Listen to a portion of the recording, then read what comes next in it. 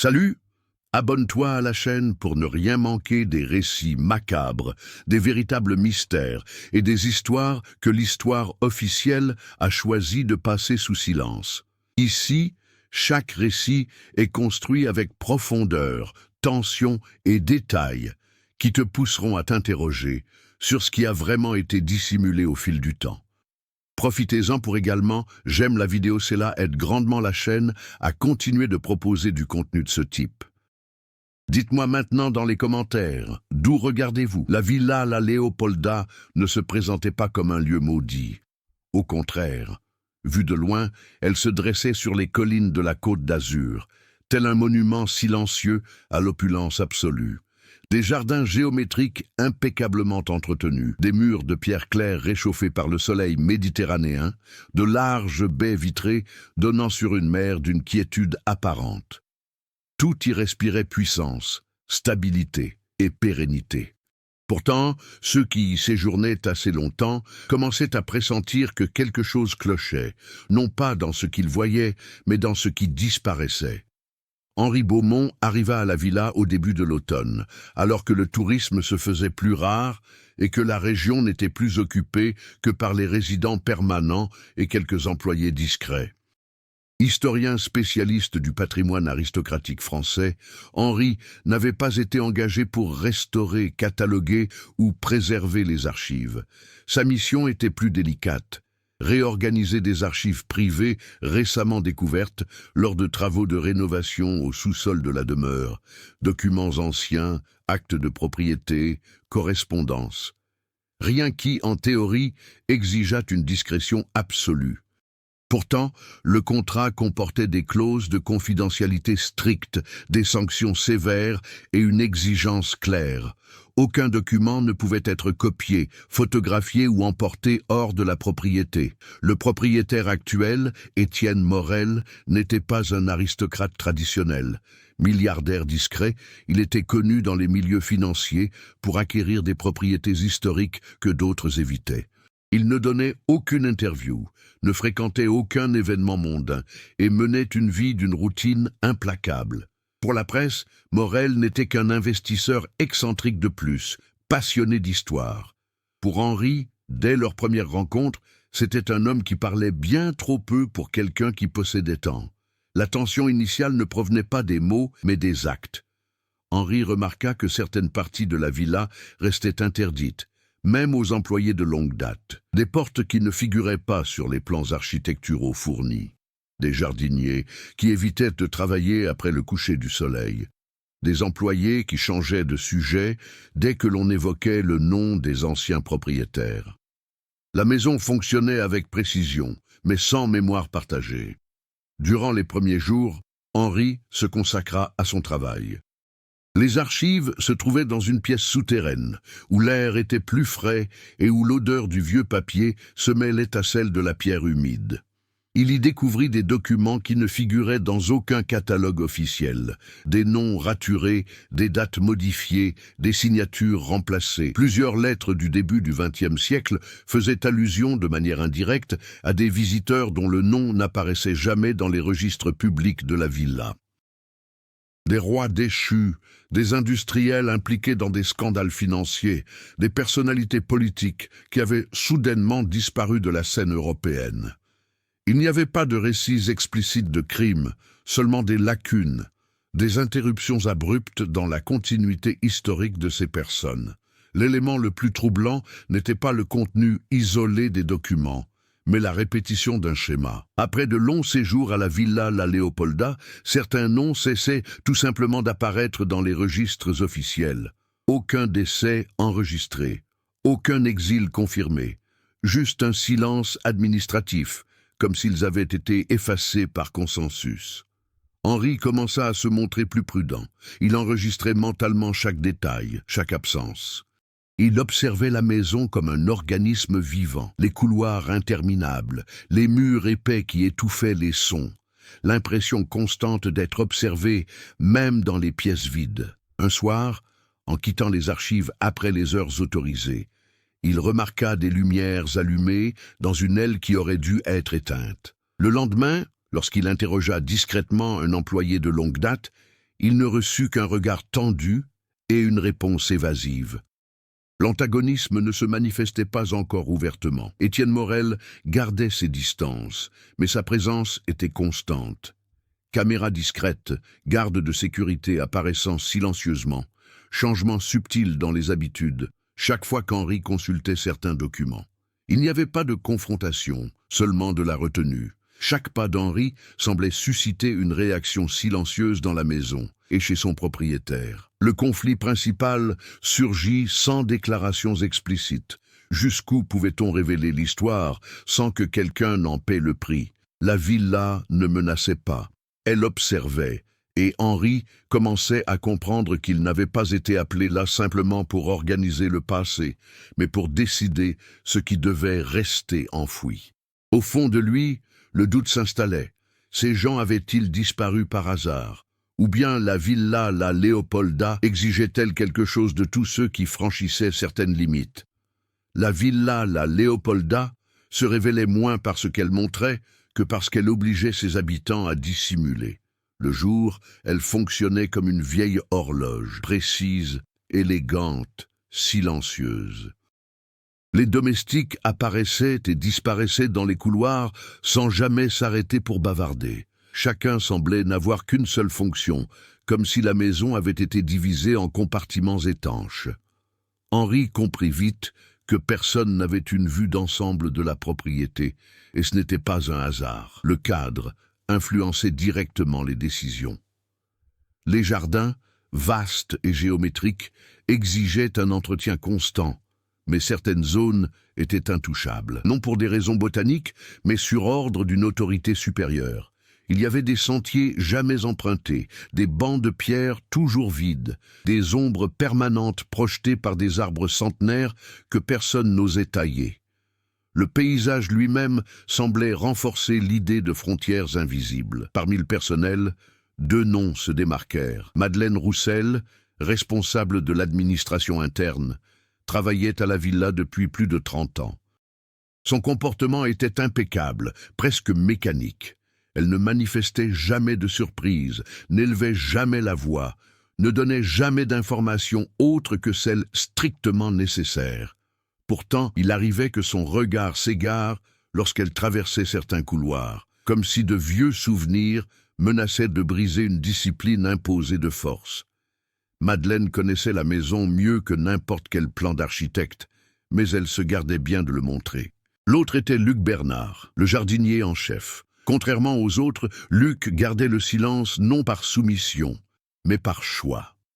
Habitant les lieux depuis longtemps, il connaissait des histoires locales qui ne figureraient jamais dans les livres ni dans les archives officielles. Il parlait peu, mais lorsqu'il prenait la parole, il pesait soigneusement chaque mot. Henri avait remarqué que Luc évitait de travailler près des bâtiments les plus anciens de la villa, surtout ceux construits avant la Première Guerre mondiale. Non par superstition déclarée, mais par une prudence acquise avec l'âge. Ces personnages secondaires n'étaient pas de simples figurants. Leurs petites décisions influaient sur le cours du récit. Un portail s'ouvrait quelques minutes plus tôt que prévu. Un dossier était délibérément laissé en désordre. Un avertissement indirect, dissimulé sous une remarque banale sur la météo ou le sol. Chaque geste semblait receler une intention cachée. Étienne Morel, quant à lui, se faisait plus présent sans jamais s'approcher indistinctement. Ses apparitions étaient calculées. Il surgissait dans les couloirs quand Henri examinait certains documents, ou se promenait dans les jardins les soirs où l'historien veillait tard. Morel n'avait pas besoin de surveiller directement. La maison s'en chargeait. Pourtant, ses motivations commençaient à se dessiner. Il ne s'agissait plus seulement de préserver un patrimoine historique, mais aussi de contrôler le récit qui y était associé. Le passé de la villa imprégnait subtilement le présent. Henri y découvrit des traces de rencontres informelles entre élites européennes durant des périodes d'instabilité politique. La France du début du XXe siècle, marquée par des scandales financiers, des accords tacites et des remaniements du pouvoir, offrait le cadre idéal pour des décisions prises à l'abri des regards. Officiellement, la villa La Léopolda faisait office d'espace neutre. En réalité, c'était un territoire où les règles habituelles n'avaient pas cours. Les personnages historiques mentionnés dans les documents n'étaient pas considérés comme des victimes ou des bourreaux. Ils étaient les acteurs de choix périlleux, des rois politiquement affaiblis, des industriels au bord de la ruine, des héritiers cherchant à effacer les scandales familiaux. Tous cherchaient quelque chose à la villa: protection, silence, un accord qui ne pourrait jamais être consigné par écrit. Et tous, d'une manière ou d'une autre, ont disparu du cours normal de l'histoire. Henri commençait à comprendre que la villa n'effaçait pas les gens d'elle-même. Elle en créait les conditions. La disparition était la conséquence de décisions prises entre ces murs. Cela rendait l'endroit encore plus troublant, car il perdait son caractère surnaturel et le remplaçait par quelque chose de plus réel et de plus cruel. Les interactions entre les personnages renforçaient cette logique. Il n'y avait pas de complot explicite, seulement une série d'omissions. Chaque personnage assurait sa propre survie en restant dans les limites imposées par la maison.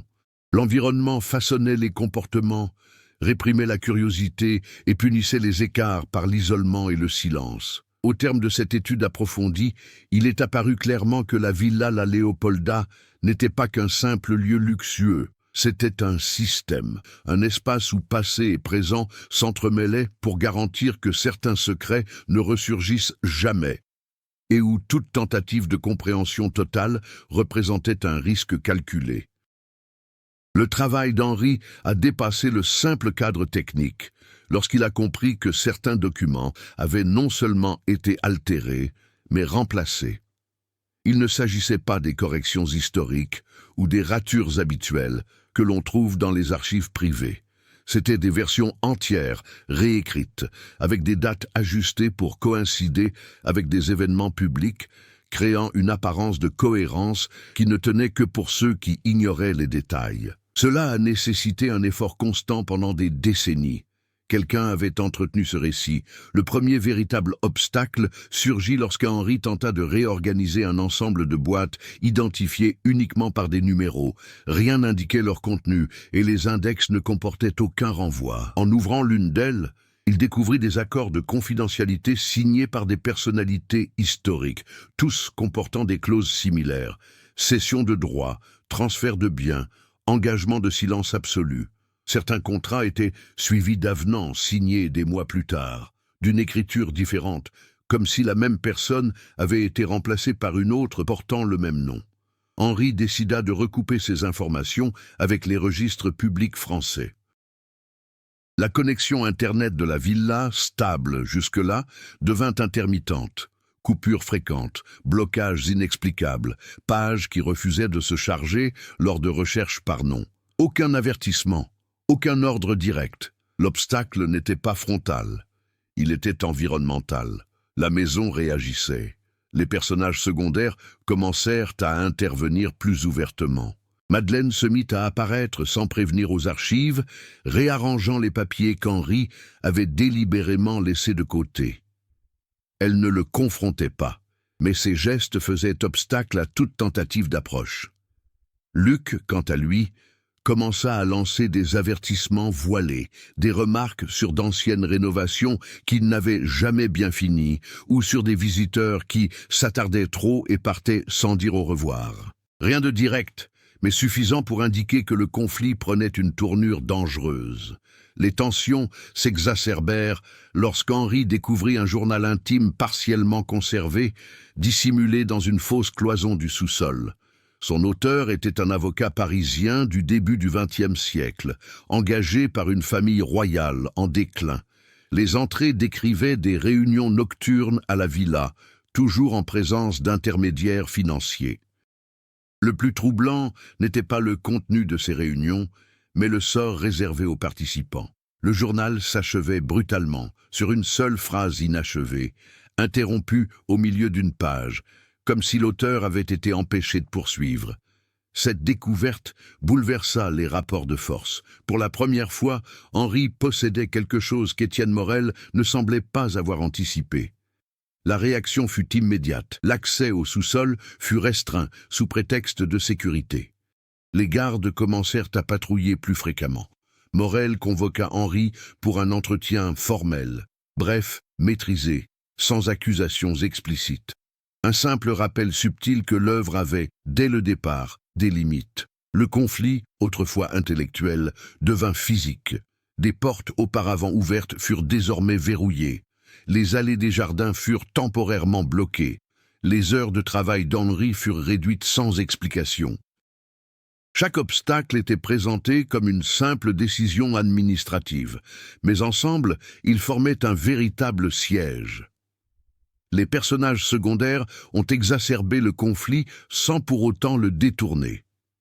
Luc a commencé à s'absenter certains jours, comme pour éviter d'être présent lorsque Henri allait trop loin. Madeleine est devenue plus rigide, moins tolérante face aux moindres écarts au protocole. Tous deux ont réagi chacun à leur manière aux pressions de la maison, renforçant l'idée que personne n'y était totalement libre. Entre-temps, les documents ont révélé de nouveaux schémas. Après chaque séjour prolongé à la villa, d'importants transferts de propriété avaient lieu, systématiquement effectués par l'intermédiaire de sociétés qui disparaissaient quelques années plus tard. La disparition des personnes concernées s'accompagnait d'une redistribution discrète de leurs biens. Rien d'illégal à première vue, tout était excessivement bien documenté. Le conflit principal s'intensifia car Henri devait décider s'il poursuivait son exploration. Chaque découverte exigeait davantage d'isolement, de vigilance et de risque. Il n'y eut pas de violence manifeste, seulement le sentiment croissant que la villa ne tolérait pas une curiosité persistante. L'antagonisme d'Étienne Morel demeurait indirect, mais désormais sans équivoque. Le passé ne pouvait être révélé que dans la mesure où il ne menaçait pas le présent. À la fin de cette étape, Henri ne se contentait plus d'organiser des dossiers. Il était confronté à un système qui avait survécu aux guerres, aux bouleversements politiques et à des générations entières, précisément parce qu'il savait quand effacer les gens et quand les remplacer par des versions plus commodes d'eux-mêmes. À mesure que le siège se faisait plus évident, les rouages cachés de la Villa La Leopolda commencèrent à se dérégler. Le système qui avait fonctionné avec précision pendant des décennies reposait désormais sur les hommes. Et les hommes font des erreurs, petites, presque imperceptibles, mais suffisantes pour créer des fissures. La première piste fut suggérée par Madeleine Roussel. Henri remarqua que, malgré sa rigidité, elle maintenait un rituel immuable. Chaque soir, avant de terminer son travail, elle traversait une ancienne aile de la villa, officiellement désaffectée. Elle ne s'y attardait pas, mais repartait toujours l'air différent, comme si cette visite lui avait coûté quelque chose. En menant discrètement son enquête, Henri découvrit que cette aile avait servi de logement temporaire pour des hôtes de longue durée durant la première moitié du XXe siècle. Des documents administratifs indiquaient que Madeleine avait commencé à y travailler très jeune, peu après le décès inexpliqué d'un proche. Le nom de ce parent apparaissait, de manière fragmentaire, dans une ancienne correspondance relative au même service. Aucun lien direct n'existait, seulement une troublante concordance de dates, de lieux et de silence. L'intrigue secondaire ne s'attardait pas sur les explications. Elle se manifestait dans les décisions de Madeleine, des retards calculés, des autorisations accordées hors protocole, de petites erreurs permettant à Henri de progresser. La seconde intrigue concernait Luc Bernard et les terres entourant la villa. Le jardinier connaissait des histoires antérieures au registre foncier officiel. Selon des récits locaux non documentés, certaines zones étaient évitées avant même la construction de la demeure actuelle, non par superstition religieuse, mais en vertu d'anciens accords informels entre propriétaires et autorités régionales. Luc ne racontait pas ces histoires en détail. Il se contentait d'indiquer les endroits où cela ne valait pas la peine de creuser. Cette intrigue secondaire prit une tournure urgente lorsque des travaux d'urgence furent annoncés pour consolider les fondations de l'aile sud.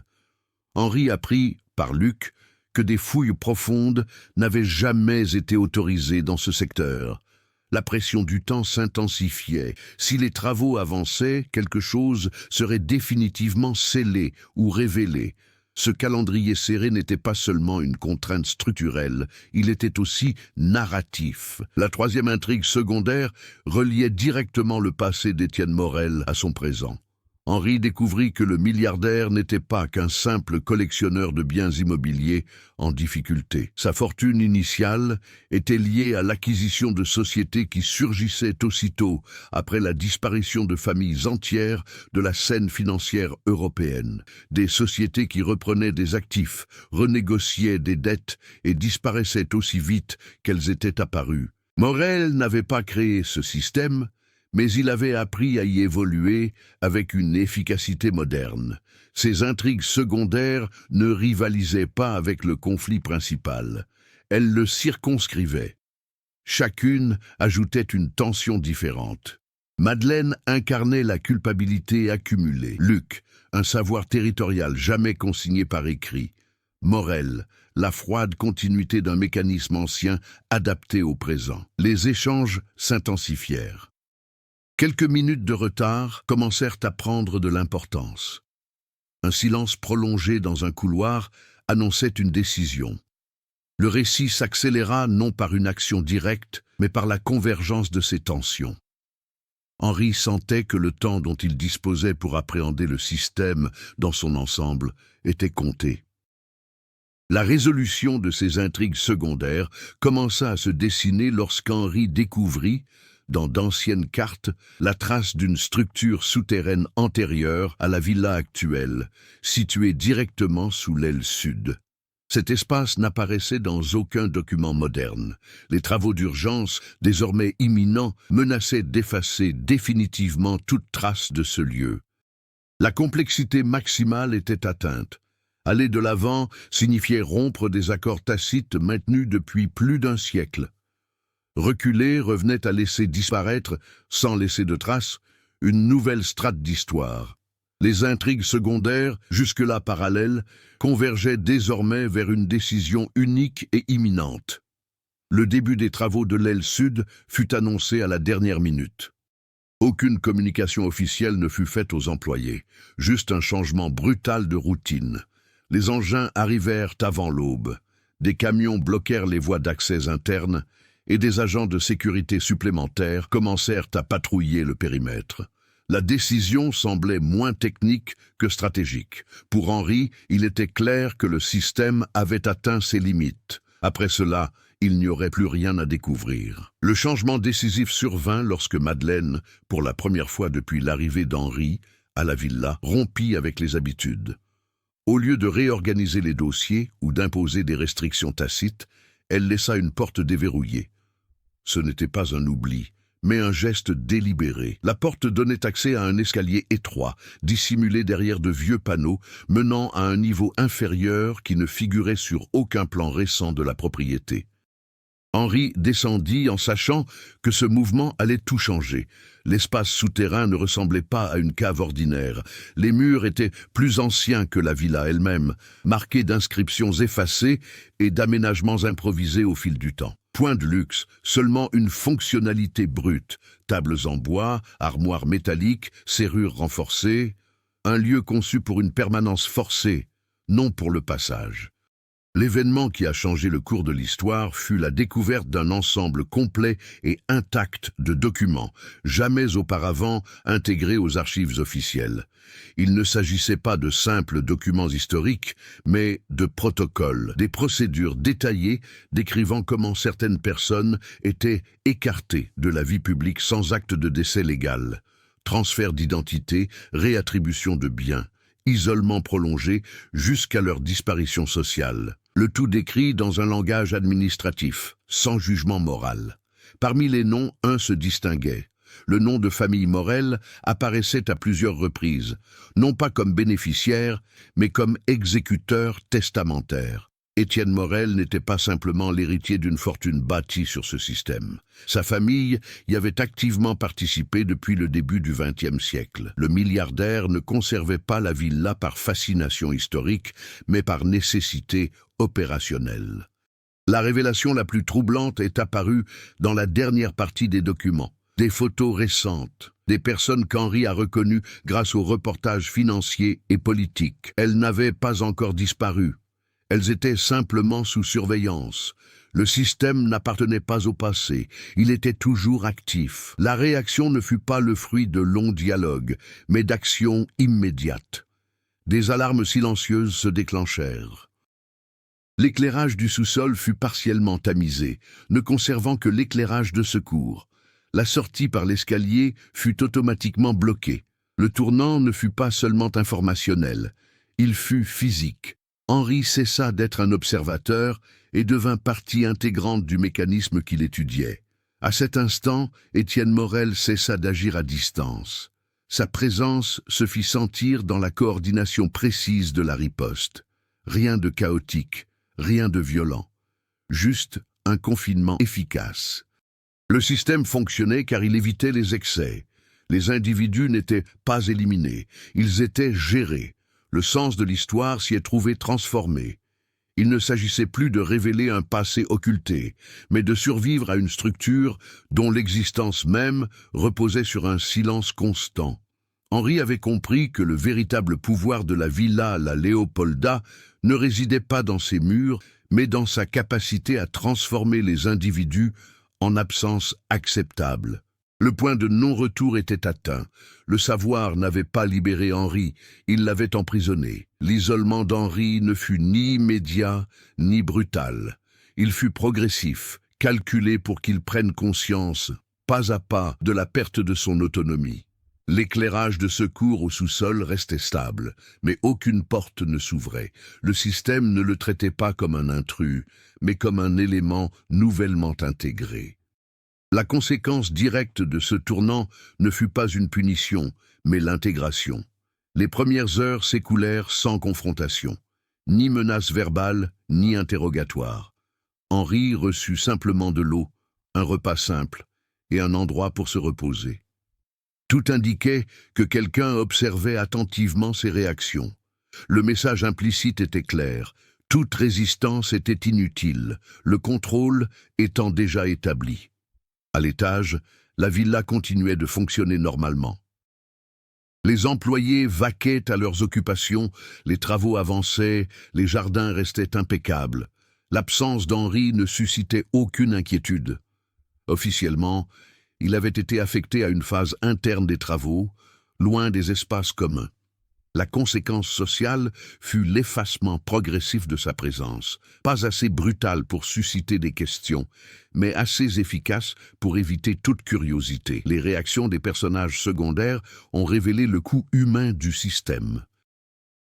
Madeleine ne retourna pas au sous-sol. Les jours suivants, elle s'acquitta de ses tâches administratives avec une rigidité accrue, comme si chaque geste était une tentative de compenser quelque chose d'irréversible. Son implication avait atteint ses limites. La culpabilité persistait, mais la survie exigeait le silence. Luc réagit différemment. Le jardinier évita complètement l'aile sud et ne travailla plus que dans les parties les plus visibles de la propriété. Son comportement trahissait non pas la surprise, mais la résignation. Pour lui, il ne s'agissait pas d'un événement nouveau, mais simplement de la confirmation d'une habitude bien ancrée. La conséquence pour Luc fut un retrait définitif. Trop en savoir, c'était devenir invisible. Étienne Morel, quant à lui, garda ses distances. Il n'y eut pas de confrontation directe. Sa réaction fut institutionnelle. Des avocats se présentèrent, des contrats furent mis à jour, les dossiers internes modifiés. Henri n'existait plus que comme un nom dans des documents confidentiels, non plus comme un prisonnier, mais comme un collaborateur restreint. Le système n'avait pas besoin de son accord, seulement de sa neutralisation. Les conséquences s'étendirent bien au-delà de la villa. Toute tentative de contact extérieur cessa. Les messages envoyés par Henri, malgré leur formulation soignée, ne parvinrent jamais à des destinataires vérifiables. Le monde extérieur commença à se réorganiser en fonction de son absence, non par une conspiration manifeste, mais par une inertie orchestrée. Henri comprit intérieurement que le système proposait un choix illusoire, l'adaptation ou la dissolution sociale totale. L'héroïsme n'avait pas sa place. La structure survivait précisément en éliminant les extrêmes. Ceux qui acceptaient le cadre restaient fonctionnels. Ceux qui résistaient devenaient des problèmes à résoudre par des méthodes plus radicales. La conséquence la plus profonde fut psychologique. Henri commença à comprendre que la villa n'avait pas à justifier son existence.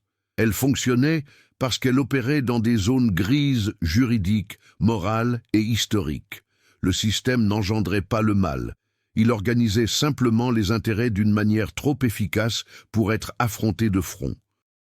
Au terme de cette étape, il était clair que le tournant n'avait pas engendré le chaos, mais au contraire renforcé la stabilité. L'histoire progressait désormais sur un terrain plus restreint. Chaque action future d'Henri aurait un poids disproportionné. Il n'avait pas encore été éliminé, ce qui, en soi, indiquait que le système nourrissait des projets plus complexes à son égard. L'adaptation d'Henri ne s'est pas faite par acceptation, mais par une observation silencieuse. Privé de toute liberté, il a commencé à étudier de l'intérieur les rouages du système. Il ne cherchait plus à s'échapper immédiatement, mais à en comprendre les véritables limites. Ce fut le premier signe de sa maturation. Un changement de perspective. L'historien céda la place à l'analyste des structures vivantes. Les restrictions qui lui étaient imposées n'étaient pas absolues. Il y avait des routines, des horaires, de petites concessions. Le système fonctionnait au mieux lorsque les individus collaboraient, même passivement. Henri prit conscience de son utilité. Les connaissances accumulées au fil des ans le rendaient trop précieux pour être mis de côté si facilement. Cette prise de conscience ne se manifesta pas par une promesse, mais par des tâches. Il commença à recevoir des documents à examiner, des versions alternatives de documents historiques qu'il fallait corriger avec une rigueur académique. La progression du protagoniste se manifesta dans ses actions. Au lieu de corriger ses défauts, Henri commença à cartographier des schémas. Chaque changement demandé révélait des priorités cachées. Certains noms ne devaient jamais être prononcés. D'autres histoires exigeaient d'être complètement effacées. En accomplissant ces tâches avec une rigueur apparente, il gagnait une petite marge de manœuvre. Ce n'était pas la liberté, mais une certaine autonomie. Le défi suivant était d'ordre intérieur. Henri devait surmonter son besoin de se percevoir comme une victime. Tant qu'il conserverait cette identité, il resterait prévisible. En acceptant temporairement le rôle fonctionnel qui lui était imposé, il réduisit la surveillance directe. Le système privilégiait l'efficacité à la loyauté affective. Cette prise de conscience représentait une véritable évolution. Les personnages secondaires réagirent à ce changement. Madeleine commença à interagir de manière plus neutre, moins tendue.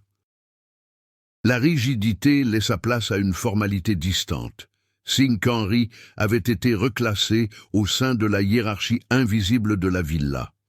Luc, quant à lui, reprit ses petits gestes d'avertissement silencieux. Porte laissée ouverte, outils stratégiquement placés, autant de signes minimes indiquant que des failles subsistaient dans le contrôle absolu. La progression d'Henri impliquait aussi d'accepter les pertes. Il comprenait qu'une partie du savoir qu'il avait acquis resterait à jamais secrète. Le défi n'était pas de tout dévoiler, mais de choisir ce qui pouvait être préservé pour un avenir incertain. Ce choix éthique ne s'est pas exprimé verbalement. Il s'est manifesté dans sa manière d'organiser les archives, créant des redondances subtiles, des liens que seul un initié pouvait déceler par la suite.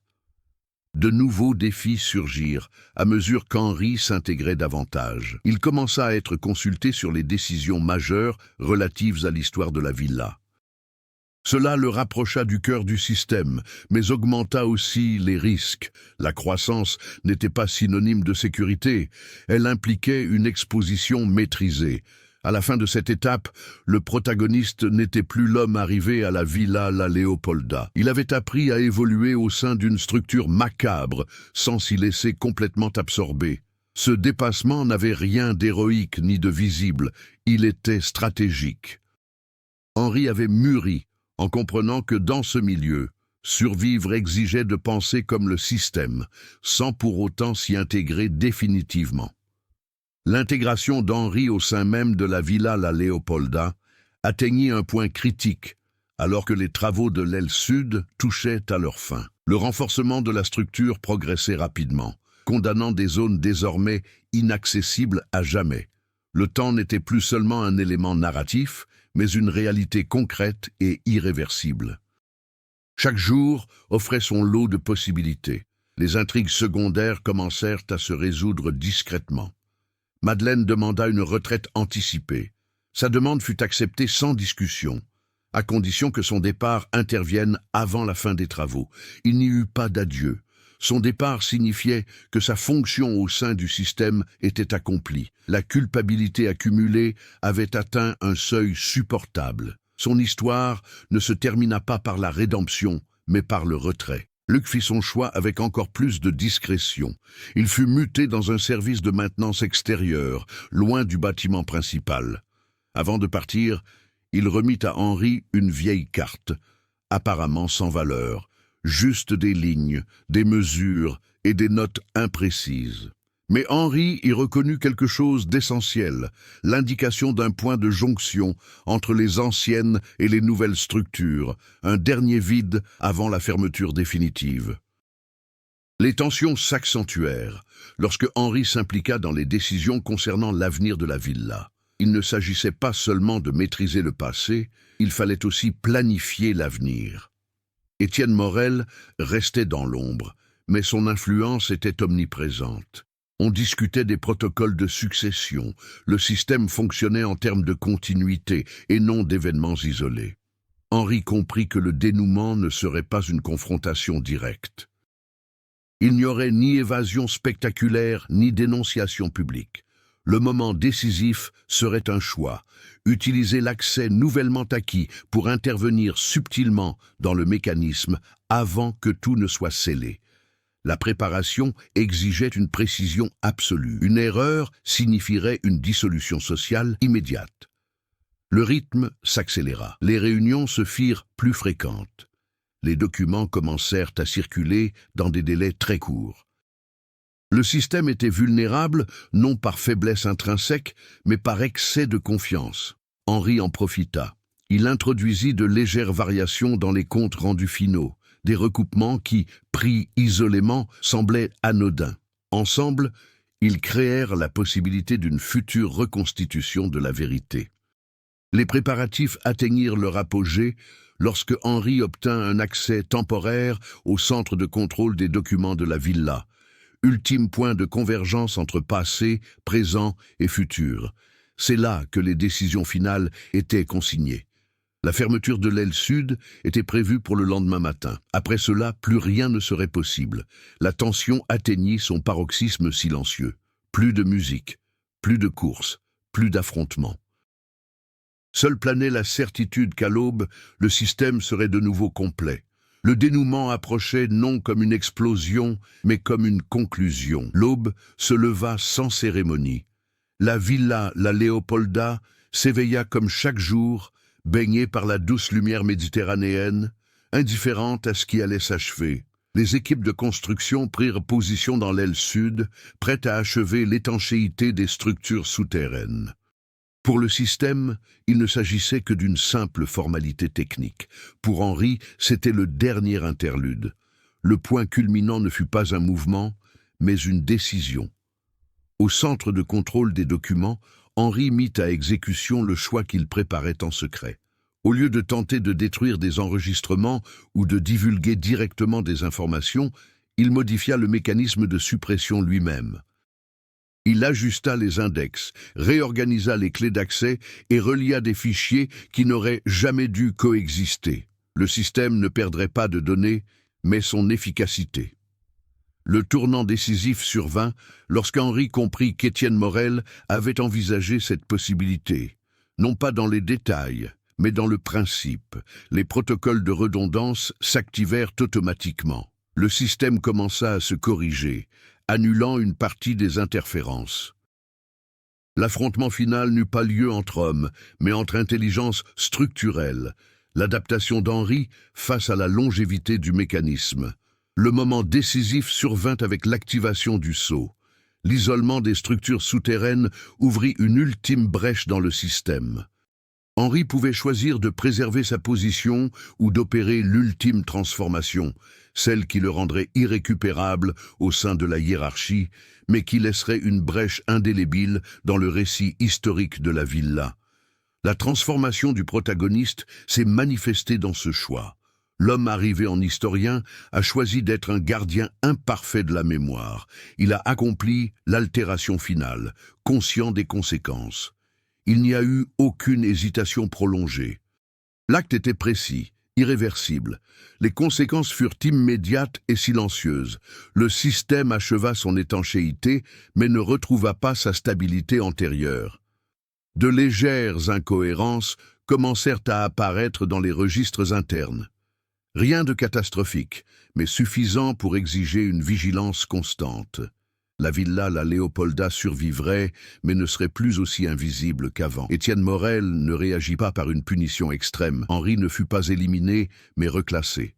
Il devint un élément permanent, sans possibilité de promotion ni de départ, un observateur interne permanent. Le système reconnut que le coût de son élimination était supérieur à celui de son maintien en poste. Le dénouement se déroula sans explosion ni révélation publique.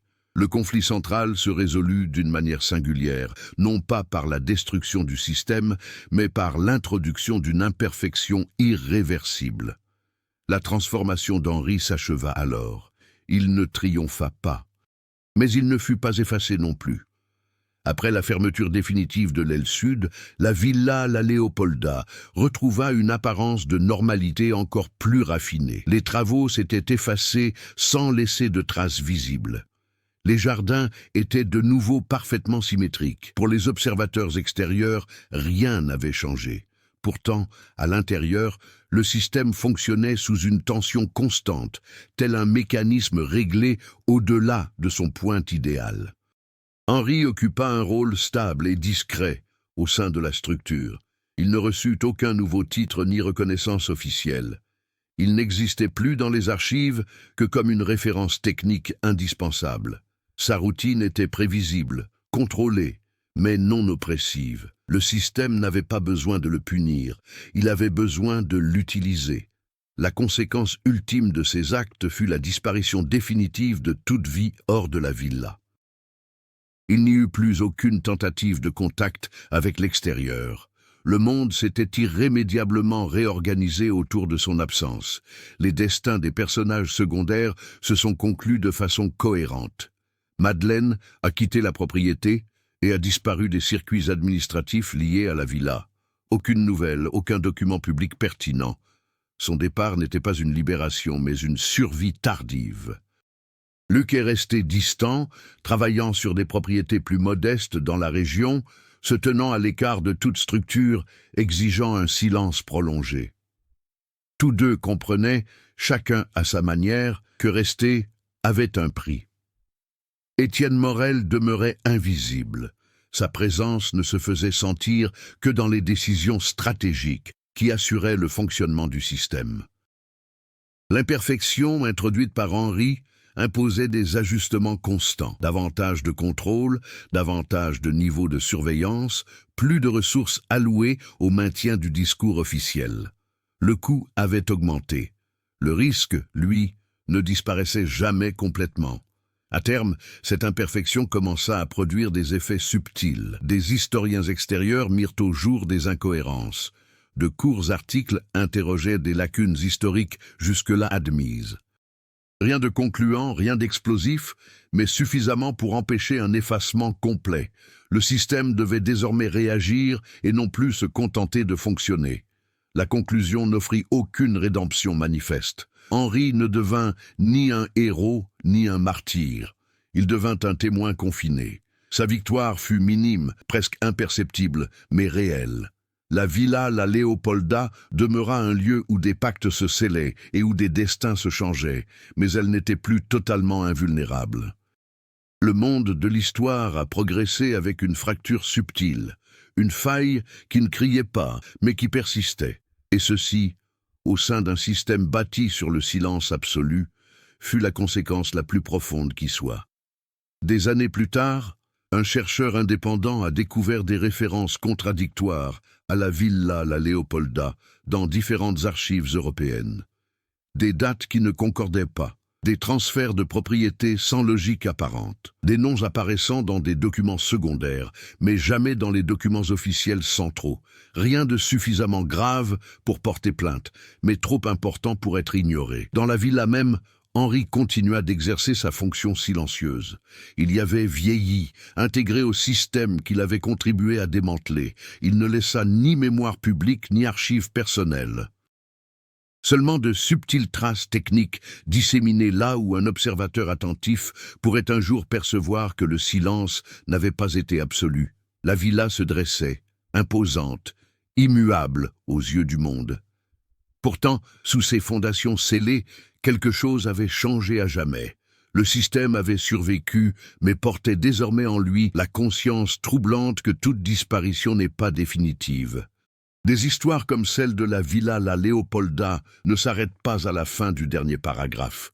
Elles se prolongent dans les questions qui demeurent, dans les zones d'ombre qui persistent et nous troublent. Combien d'endroits existent au monde où le silence a été savamment orchestré? Combien d'histoires acceptons-nous comme complètes simplement parce qu'on ne nous a jamais incités à les examiner de près? Si ce récit a suscité chez vous un malaise, des doutes ou de la curiosité, partagez vos impressions. Réfléchissez à la mesure dans laquelle l'histoire officielle est construite et à qui décide de ce qui doit être retenu ou oublié.